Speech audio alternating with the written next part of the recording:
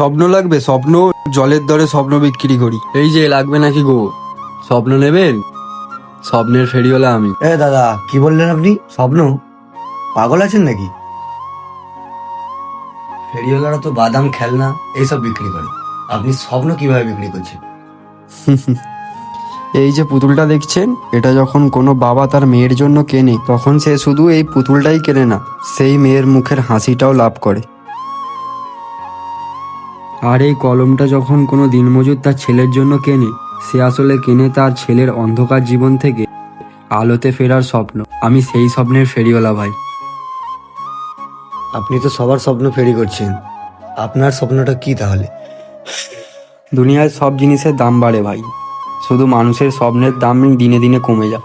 আমার পেট চলে 2 টাকায়, কিন্তু প্রাণ বাঁচে এই হাসিগুলোতে। সারাদিন শেষে যদি কারোর মুখে হাসি ফোটাতে পারি, তবেই আমার স্বপ্ন পূরণ হয়। লাগবে নাকি গো স্বপ্ন? কারোর কি স্বপ্ন লাগবে?